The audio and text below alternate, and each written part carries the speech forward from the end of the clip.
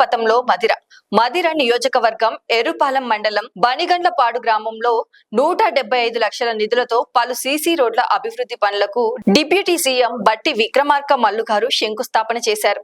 ఈ కార్యక్రమం సందర్భంగా ఆయన మాట్లాడుతూ గ్రామీణ మౌలిక వసతుల అభివృద్ధి ద్వారా ప్రజల జీవన ప్రమాణాలు మెరుగుపడతాయని, అభివృద్ధి పనులు వేగంగా పూర్తి చేసి ప్రజలకు అందుబాటులోకి తీసుకురావడమే ప్రభుత్వ లక్ష్యమని పేర్కొన్నారు.